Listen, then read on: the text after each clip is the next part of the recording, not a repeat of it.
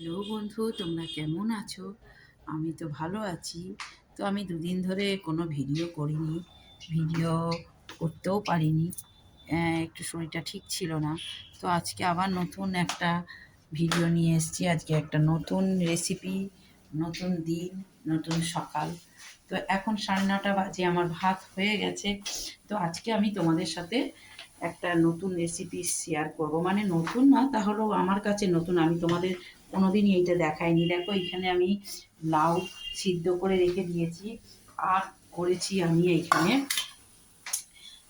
ডিম আর আলু সিদ্ধ। মানে আমি করব এটা ডিম দিয়ে, মানে লাউ দিয়ে ডিম, হাঁসের ডিম, লাউ দিয়ে হাঁসের ডিম। তো কড়া তো আমি জেলে দিয়েছি, অনেক আগেই কড়া জেলে দিয়েছি। কড়াটা গরম হোক, ভালো করে না গরম হলে এটা ভালো হবে না, জড়িয়েও যাবে। তো আমি এখানে তেল ঢেলে দিলাম। সর্ষের তেল একটু বেশি করেই ঢেলে দিয়েছি, কারণ একটু তেল না লাগলে ভালো লাগবে না, তেল না দিলে। তো এইখানে আমার তেল গরম হয়ে গেছে, দেখো।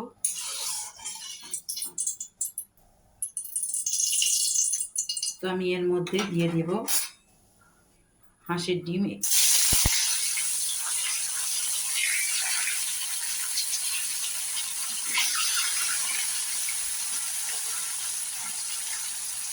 হাঁসের ডিমটা আমি এর মধ্যে ছেড়ে দিলাম। তো একটু আমি এর মধ্যে হলুদ দেব,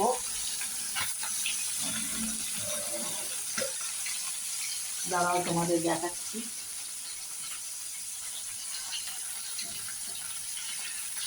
নুন মাখিয়ে রেখে দিয়েছিলাম ডিমের মধ্যে, যাতে নুনটা ঢুকে যায়। তো অনেকে তো লাউ দিয়ে অনেক কিছুই খাই, আমরা সবাই খাই। লাউ চিংড়ি, লাউ বড়ি, শুধু নিরামিষ লাউ, লাউয়ের পায়েস, লাউ দিয়ে মাছের মাথা। তো জানি না কেউ খেয়েছে কিনা, আমি এটা বলতে পারবো না। যারা খেয়েছে তারা আমাকে কমেন্ট করে জানাবে যে হ্যাঁ দিদি, আমিও খেয়েছি এইরকম। তো আমি এর আগেও 2-3 বার করেছিলাম লাউ দিয়ে হাঁসের ডিম। তো চলো আমি একটু ভেজে নিই, তারপরে তোমাদের কাছে আবার ফিরে আসছি। ওইখানে আমার আলু আর ডিমটা ভাজা হয়ে গেছে।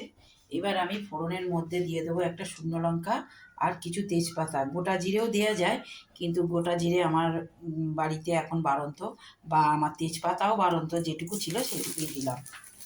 খুব বেশি আমার ঘরে এখন নেই বলে এইটাই দিলাম। আর এর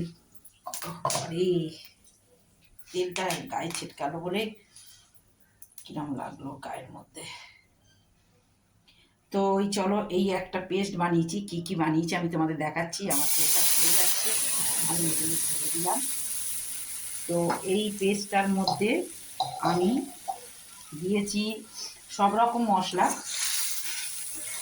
একটু জিরে, একটু ধনে, গোলমরিচের গুঁড়ো, কাশ্মীরি লঙ্কা, কালার লঙ্কাটা আছে, আর একটু শুকনো লঙ্কার গুঁড়োও আছে, খুব সামান্য।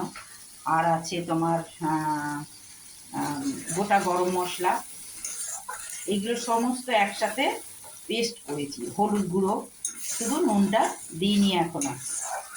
আর তার সঙ্গে আছে আদা রসুন আর পেঁয়াজ বাটা। আমি 3টে ডিমে মিডিয়াম সাইজের একটা পেঁয়াজ দিয়েছি, আর 4টে রসুন কোয়া দিয়েছি, আর খুব সামান্য একটু আদার টুকরো দিয়েছি। দিয়ে সব একসাথে পেস্ট করেছি। করে এইটা মশলাটা আমি এইবার একটুখানি কষে নেব। আর নুনটা কেন দিইনি, কারণ আমি নুনটা সিদ্ধ করেছি লাউ আর আলুর সাথে। তো আমি এখন দেব না, বা ভাজার সময়তেও একটু নুন দিয়েছিলাম।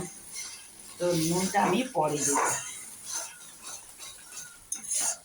তো এখন এইটা আমি ভালো করে কষতে থাকি। আর এইখানে আমার দেখো, লাউটা সিদ্ধ করে রেখে দিয়েছি। তো এক্সট্রা সেই জলটাও রেখে দিয়েছি একসাথে, কারণ লাউয়ের সিদ্ধ যে জলটা, সেই জলটা গরম আছে যেহেতু, আমাকে আর নতুন করে গরম জল করতে হবে না, এইটাই জেনে দেবো। দেখো আমার এইটা হয়ে গেছে, অনেকটাই কষা হয়ে গেছে।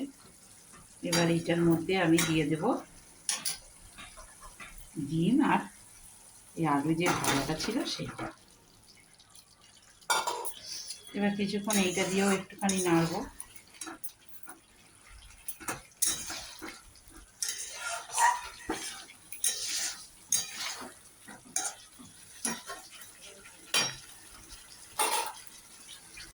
এর মধ্যে আমি লাউটাও দিয়ে দিয়েছি, তবে লাউ বেশি কষবো না, কারণ লাউ বেশি কষলে লাউ একটু টক টক হয়ে যাবে, টকই হয়ে যায় বেশি লাউ কষলে।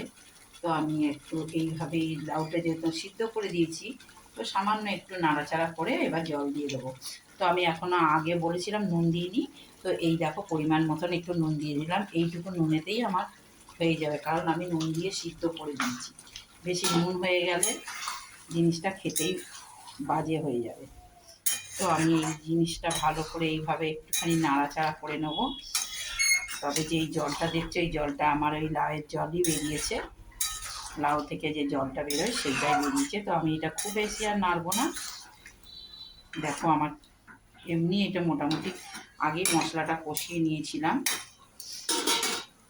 দেখো আমি একটু সামনের দিকে দেখাচ্ছি, কতটা দেখাতে পারছি আমি জানি না, তাও আমি দেখাচ্ছি। তো চলো, আমি আর আলাদা করে জল গরম করব না। আমার যে লাউয়ের সিদ্ধের জলটা আছে ওই জলটা আমি এবার ঢেলে দেবো। এই লাউয়ের জলটাই ঢেলে দেবো, এই জলটাতেই আমার ভালো মতন হয়ে যাবে, আর এক্সট্রা জল লাগবে না। যেটুকু মশলা দিয়ে যে একটা এটা ফোটানোর ব্যাপার থাকে, সেই ফোটানোটা এইভাবেই আমার হয়ে যাবে, আর এক্সট্রা জলের দরকার নেই। একটু আমি চাপা দিয়ে দেবো, চাপা দিয়ে দিলে আমার হাঁসের ডিম দিয়ে লাউ রেডি হয়ে যাবে। তো চলো, দেখো এখানে আমার হাঁসের ডিম দিয়ে লাউ দিয়ে হাঁসের ডিম হয়ে গেছে। আমি এটা 3টে হাঁসের ডিম দিয়ে লাউ করেছি, বেশি ডিম দিয়ে করিনি। তো দেখো বেশি এই ঝোললেও ভালো লাগে না, একটু হালকা মাখা মাখা করলে তবে ভালো লাগে, নাহলে এইটা বেশি ঝোল ভালো লাগে না। তো চলো, আজকে ভিডিওটা এখানে শেষ করছি। ভালো লাগলে লাইক কমেন্ট করো, আবার একটা নতুন ভিডিও নিয়ে আসবো।